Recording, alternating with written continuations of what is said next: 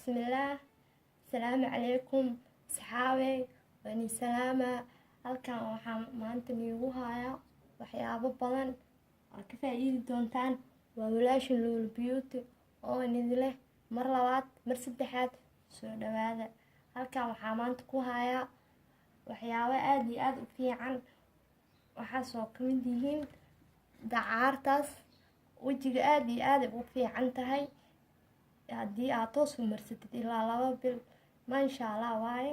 qofkii yaqaano waxaa kaloo haynaa biyahaas qofkii kasoo maleeya biyaha meel kasta laga helaa. biyaha aad iyo aad u fiican yihiin. biyo wax waaye ligooyadaas aan isku qaseynaa. marka isku qasno anaga ni tuseeno soo noqoto iyo waxyaabaha markaas ay leedahay. markaasa dacaarta waa kaasa geedkaas yarka ay ku jirtaa. markii oo qasaysid ligooyada iyo dacaarta wax yar aad isku daraysaa. biyahaana ku qasay wax kale inaa ku qasto ma loo baahna. biyahan oo wax aad ku qasay shay kale ma ku qasaysid. markii isku qasno aanay tusaa.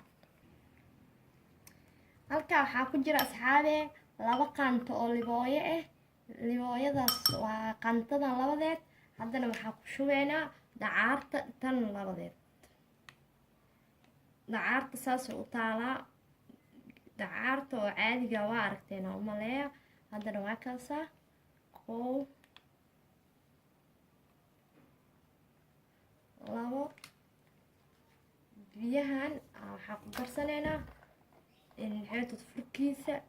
kan ma ahayaa fur kaleeto oo xeeto kan camal ah oo wax yar ka weyn ayaa lagu darayaa. qofkii haysta markaas furka oo sharoobada kale oo ku shuban karaa oo korka uga jiro oo dhuubka ah. anaga laakiin hadda waxaa ku qaseynaa furkaas sharoobada camal fur ah ayaa noo yaalo kaasaa ku qaseynaa. saasay u taalaa. markii qasta dacaarta wajiga marine. wajiga haddaa maris waxaa ku heene ilaa 30 daqiiqo. wajigaaga nabro iyo haaro iyo waxaas dhan ay kaa ilaalinaya. aad iyo aad u fiican tahay. waa dhir oo nadiif ah. qofkii marsadana ku dhahay mar labaad xataa ugu sheekeen ma u baahno. aad iyo aad u fiican tahay. dadka oo maamooyinka oo kaleeto aad iyo aad u anface. wajiga liisha ka dhige.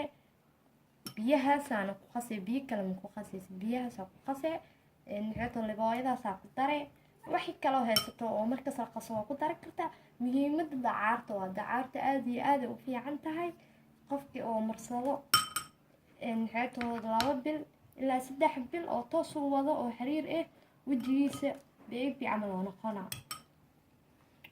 marka asxaabi waxaan noogala baahan yahay inaa geedka saas u isticmaalno.